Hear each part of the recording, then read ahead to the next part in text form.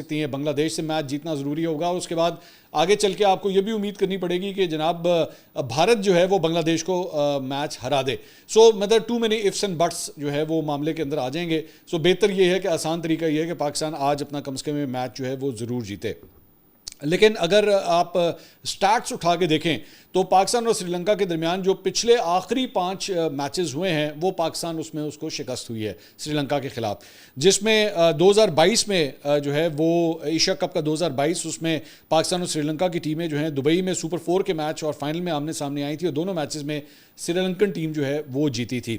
اور اس سے پہلے 2019 میں 3 T20 میچز کی سیریز ہوئی تھی, اس میں بھی پاکستان کو جو ہے وہ وائٹ واش کا سامنا کرنا پڑا تھا اور گزشتہ 6 سال میں 5 بار جو ہے وہ پاکستان جو ہے وہ UAE کے میدان میں جو ہے وہ آیا ہے, لیکن پاکستان کو سری لنکا پر برتری حاصل ہوئی ہے. تو UAE کے حوالے سے کم از کم پاکستان کا ریکارڈ جو ہے وہ اچھا ہے اور UAE کے اندر 7 میچز میں سے 4 کے اندر جو ہے وہ پاکستان نے فتح اپنے نام کی ہے. سو لیٹس سی, دیکھتے ہیں کہ آج کون سا سٹارٹ جو ہے وہ پاکستان کے حق میں جاتا ہے. It is going to be a very crucial match اور ماننا پڑے گا کہ سری لنکا کی ٹیم جو ہے بڑی فارم کے اندر ہے, وہ کوئی ہلکی ٹیم نہیں ہے, بڑی فارم کے اندر یہ ٹیم ہے اس وقت. سیاست کے میدان کی طرف آتے ہیں. راول پنڈی کی انسداد دہشت گردی عدالت کے جج امجد علی شاہ نے 9 مئی GHQ حملہ کیس سے متعلق عمران خان کی 2 درخواستوں کے اوپر سماعت کی, جس سلسلے میں عمران خان کے وکیل فیصل ملک اور سلمان اکرم راجہ جو ہے وہ عدالت میں پیش ہوئے. سماعت کے دوران وکیل صفائی نے کہا کہ عمران خان نے درخواستیں دائر کی ہیں 19 ستمبر کی عدالتی کارروائی اور CCTV کیمروں کی فوٹیج جو ہے وہ فراہم کی جائے. جیل ٹرائل منتقل کرنے سے متعلق ہائی کورٹ آرڈرز تک عدالتی کارروائی جو ہے وہ روک دی جائے. وکیل نے یہ کہا کہ فیصل ملک نے کہا کہ عمران خان سے مشاورت تک عدالتی کارروائی کا حصہ نہیں بننا چاہتے. اس پر عدالت نے کہا کہ گزشتہ سماعت پر آپ کی عمران خان سے بات کرائی, انہوں نے عدالتی کارروائی کا بائیکاٹ کیا. آپ واٹس ایپ کمیونیکیشن کو ہائی کورٹ میں چیلنج کریں, عدالتی کارروائی نہیں روکی جا سکتی. پروسیکیوٹر نے اس دوران کہا کہ گزشتہ سماعت پر وکیل صفائی نے عدالتی کارروائی کا بائیکاٹ کیا. آج کی سماعت میں عدالت وکلاء صفائی کے کسی سوال کا جواب دینے کی پابند نہیں. وکلاء صفائی ایک دن عدالت چھوڑ کر جاتے ہیں, دوسرے دن کہتے ہیں کہ ہمیں وقت دیا جائے. وکلاء صفائی کا کنڈکٹ بتا رہا ہے یہ ٹرائل کے لیے سنجیدہ نہیں ہے, یہ صرف اور صرف عدالت کا وقت ضائع کر رہے ہیں. سلمان اکرم راجہ نے کہا کہ عدالت حکومتی ہدایت پر نہیں آئین کے مطابق چلتی ہے. یہ نہیں ہو سکتا کہ کال کوٹری میں بند شخص کو واٹس ایپ کال پر پیش کیا جائے. عدالت نے کہا کہ آپ کا پورا حق ہے, آپ اس عدالت کے آرڈر کو چیلنج کریں. جب تک ہائی کورٹ کوئی حکم جاری نہیں کرتی عدالتی کارروائی نہیں روکی جا سکتی.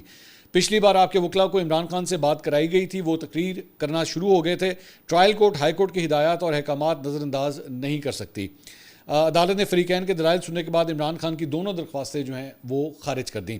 اس کے ساتھ ساتھ بعد ازاں 9 مئی GHQ حملہ کیس میں عمران خان کو واٹس ایپ لنک پر عدالت میں پیش کیا گیا. واٹس ایپ کے ویڈیو لنک کے ذریعے جو ہے وہ ان کو پیش کیا گیا, جہاں وکلاء صفائی نے عمران خان سے بات کرنے کی اجازت طلب کی. عدالت نے وکلاء صفائی کی عمران خان سے بات کرائی, لیکن آواز میں ڈسٹورشن آ رہی تھی اور ان کی تصویر بھی جو ہے وہ صحیح طرح نظر نہیں آ رہی تھی, جس کے بعد جو ان کے وکیل تھے انہوں نے عدالتی کارروائی کا بائیکاٹ کر دیا اور دونوں وکلاء جو ہے وہ عدالت سے باہر چلے گئے. اس دوران عدالت میں جو سماعت ہوئی, استغاثہ کے 8 گواہوں نے جو ہے وہ اپنے بیانات قلم بند کیے, جن میں ایڈیشنل ڈائریکٹر پیمرا نادر خان, ٹیکنیکل اسسٹنٹ FIA انیس الرحمان اور محمد عمران شامل تھے. اس کے علاوہ ڈپٹی ڈائریکٹر PID محمد طارق, حسنین وزیر, سابق اسسٹنٹ کمشنر محمد عبداللہ, ارشاد بھٹی اور سیکشن آفیسر وزارت داخلہ بلال احمد جو ہے وہ ان گواہوں کی لسٹ میں شامل تھے. کیس میں مجموعی طور پر 41 گواہان جو ہیں وہ اپنے بیانات ابھی تک ریکارڈ کروا چکے ہیں اور استغاثہ کے گواہان نے اپنی رپورٹس عدالت میں پیش کی, جبکہ عدالت نے آئندہ سماعت پر استغاثہ کے مزید گواہوں کو جو ہے وہ طلب کر لیا ہے. اس کے ساتھ ساتھ ایک بڑی عجیب قسم کی درخواست جو ہے وہ کورٹ کے اندر آئی ہے.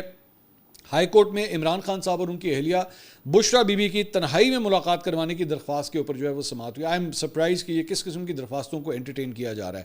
جسٹس ارباب محمد طاہر نے شہری کوئی شاہد یعقوب ہے اس کی درخواست کے اوپر جو ہے وہ سماعت کی اور فریقین کو نوٹسز جاری کیے اور آئندہ ہفتے تک جواب جو ہے وہ طلب کیا ہے.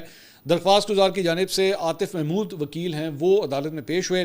وکیل نے کہا قواعد کے مطابق 1 سال میں کم از کم 3 بار اسپیشل میٹنگز جو ہیں وہ کروائی جانی چاہیے میاں اور بیوی کے درمیان.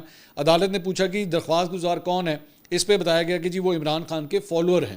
اور عدالت نے پوچھا کہ درخواست گزار کیا پاکستان تحریک انصاف کے کارکن ہیں, رکن ہیں. اس پہ وکیل نے کہا کہ نہیں وہ صرف عمران خان صاحب کے فالوور ہیں. تو بعد میں سماعت کے دوران عدالت کو بتایا گیا کہ عمران خان, بشرا بی بی یا پاکستان تحریک انصاف اس کیس میں براہ راست فریق نہیں ہے. خود عمران خان بھی, خود PTI بھی اس درخواست سے لا تعلقی کا اظہار کر رہی ہے. ذرائع کے مطابق جیل قوانین کے تحت قید میاں بیوی ملاقات کے لیے جیل سپرنٹینڈنٹ کو براہ راست درخواست دے سکتے ہیں. اس مقصد کے لیے جیل میں فیملی روم کی سہولت ہونا ضروری ہے, تاہم اڈیالہ جیل میں یہ سہولت دستیاب نہیں ہے. میرے لیے حیران کن بات ہے کہ میاں بیوی کا معاملہ ہے, آپ کون ہوتے ہیں کہ آپ بلا وجہ کی اس قسم کی جو ہے وہ آپ درخواستیں کورٹ کے اندر جو ہے وہ جمع کرائیں, اور مین مقصد جو ہے وہ صرف میرے خیال میں ایویں بلا وجہ کا ایک گند اچھالنا ہے. ایک اسٹوپڈ چیز کے اوپر جو ہے وہ یہ درخواست دائر کی گئی ہے جس کا کوئی سر پیر جو ہے وہ نہیں بنتا. پہلے ہی دوران عدت نکاح کا کیس بھی جو ہے وہ بھی چلا تھا, میری نظر میں وہ بھی ایک بڑا ہی فضول قسم کا کیس تھا, اور اب یہ دوبارہ ایک اور یہ اس قسم کی درخواست جو ہے وہ دائر کی گئی ہے. بیسکلی مقصد جو ہے وہ صرف یہ ہے کہ ایک جاگز آئی ہو کہ جناب ان میاں بیوی کو آپس میں تنہائی کے اندر ملنے دیں.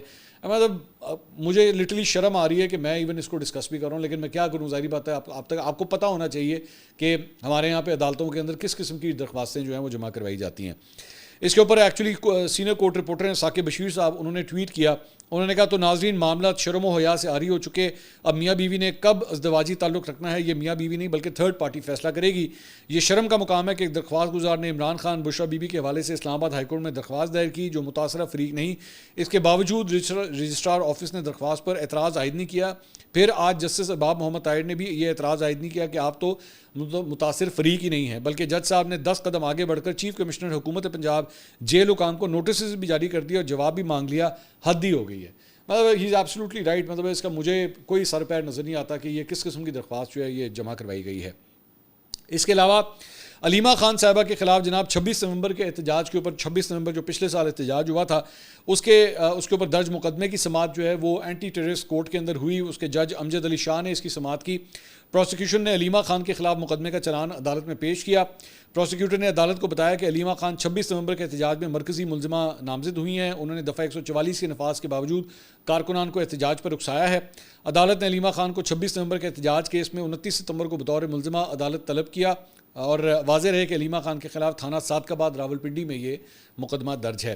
اس کے علاوہ کوٹ لکھپت جیل سے پاکستان تحریک انصاف کے مختلف لیڈروں نے جو ہے وہ ایک مشترکہ خط لکھا ہے, اور یہ خط جو ہے وہ ڈاکٹر یاسمین راشد, میاں محمود الرشید, عمر سرفراز چیمہ اور اعجاز چودھری کی جانب سے لکھا گیا ہے. اس کے مندرجات جو ہیں وہ میں آپ کے سامنے بتا دیتا ہوں. اس میں لکھا گیا جی شاہ محمود قریشی صاحب جو ہیں عدالت سے بے گناہ ثابت ہو چکے ہیں, ان کی دیگر کیسز میں ضمانتوں میں التوا کیا جا رہا ہے, جو کہ یہ اقدام جو ہے ناانصافی کے زمرے میں آتا ہے. شاہ صاحب کو 2023 میں بے بنیاد مقدمات میں گرفتار کیا گیا, ضمنی بیانات کی روشنی میں انہیں نامزد کیا گیا. وہ ایک سیاسی لیڈر نہیں بلکہ اس سسٹم کا ایک آئینہ ہے. ان کے پاکستان میں ہونے کی حیثیت سے کچھ حقوق ہیں, اور ان کے آئینی حقوق دیتے ہوئے انہیں فوری رہا کیا جائے.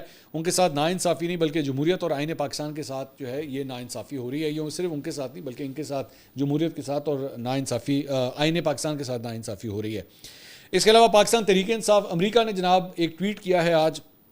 انہوں نے کہا کہ جی Pakistan Tehreek Insaf U S A جو ہے وہ یونائٹڈ نیشنز نیو یارک کے باہر جو ہے وہ آج احتجاج کرے گی, جہاں پہ پرائم منسٹر شہباز شریف جو ہیں وہ آج ایک اسپیچ دینے لگے ہیں.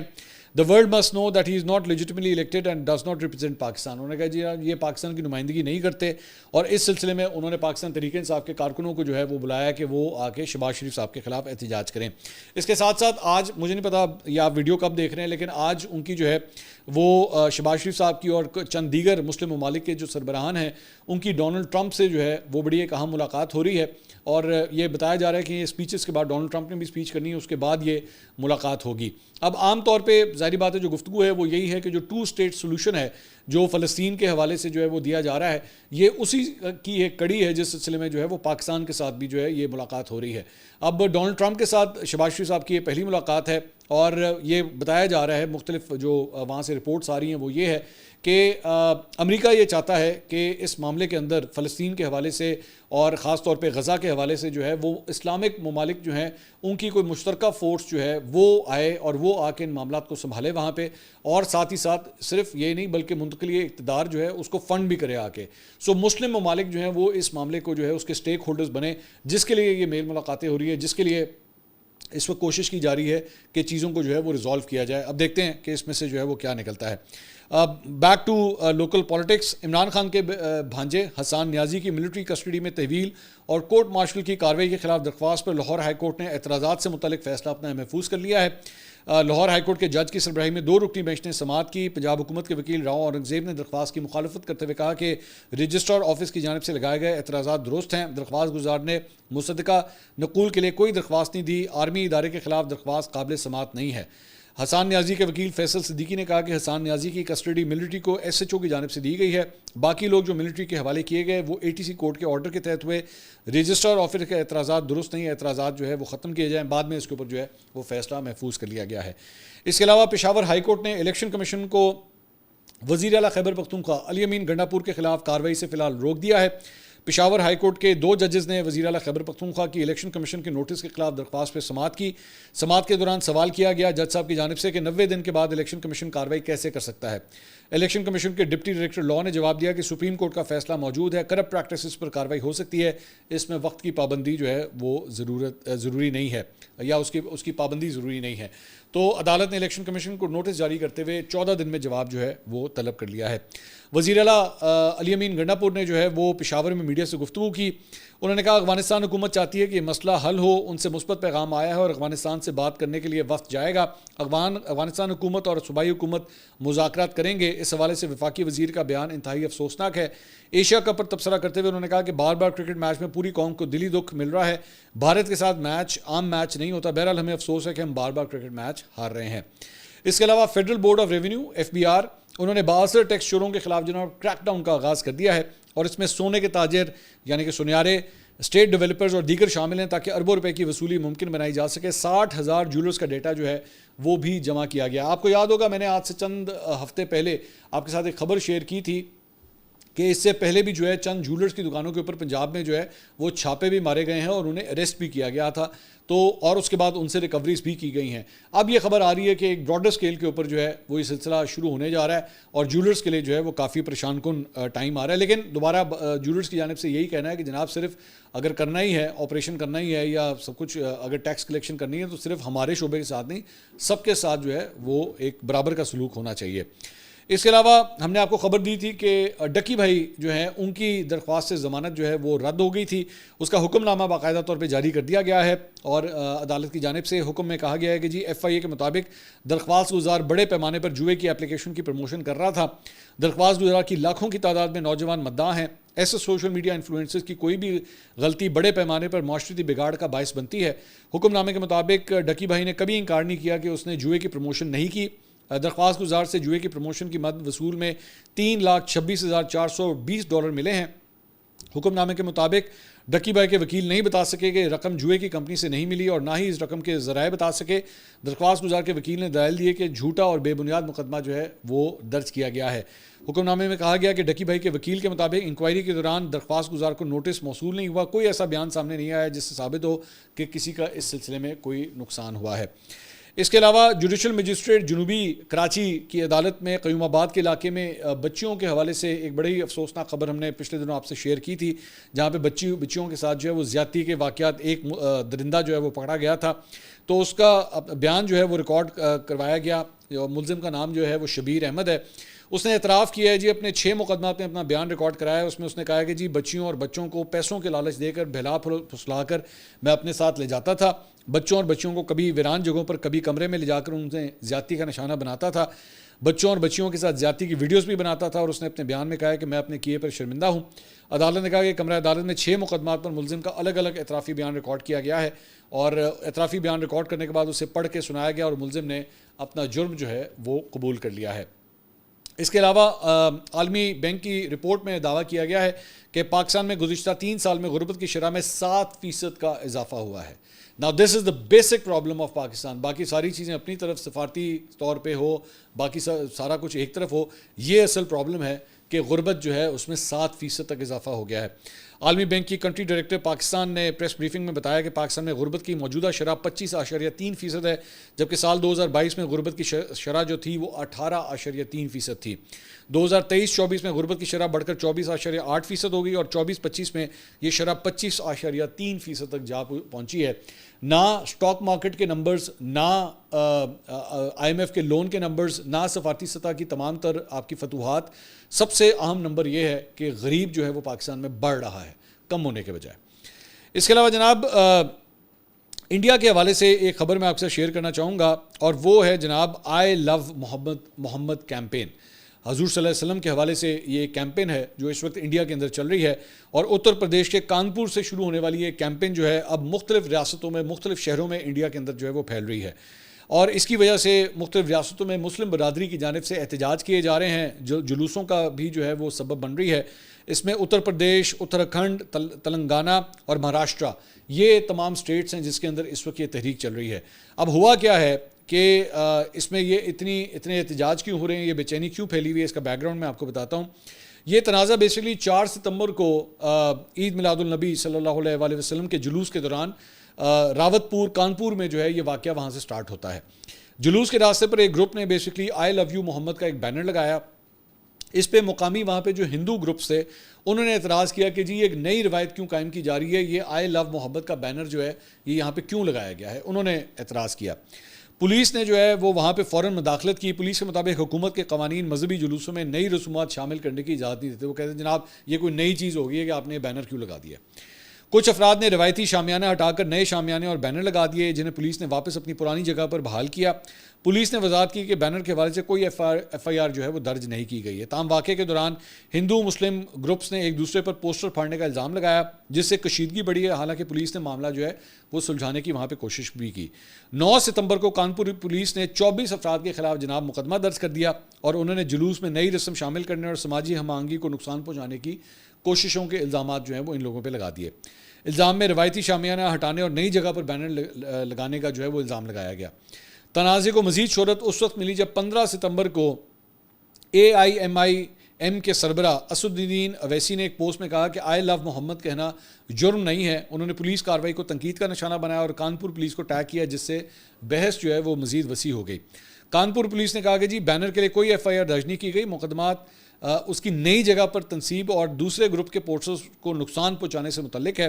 حکام نے عوام سے اپیل کی کہ غلط معلومات جو ہے وہ نہ پھیلائی جائیں، لیکن یہ آئی لو محمد کے حوالے سے جو ہے یہ تنازع کافی زیادہ بڑا ہو چکا ہے، اور ظاہر بات ہے مسلمانوں کو اس بات کے اوپر جو ہے وہ کافی غصے میں ہے کہ ان بینرز کو جس کے اوپر آئی لو محمد لکھا ہوا تھا انہیں پھاڑا گیا، انہیں نقصان پہنچایا گیا، اور آپ جانتے ہیں کہ مسلمان جو ہے وہ کسی بھی صورت جو ہے اس چیز کو برداشت نہیں کر سکتے کہ اگر ان کے جو مطلب مذہبی جذبات ہیں انہیں ٹھیس پہنچایا جائے۔ تو اس لیے انڈیا کے اندر جو ہے معاملات اس وقت کافی ٹینس ہوئے ہیں کیونکہ مسلمان جو ہیں وہ کافی غصے میں ہیں۔ اس کے علاوہ سماجوادی پارٹی کے ترجمانوں نے کہا ہے جی پولیس کی ناکامی نے احتجاج کو ہوا دی ہے، اور اظہار رائے کی آزادی سب کو ہے، چاہے آئی لو رام ہو یا پھر آئی لو محمد۔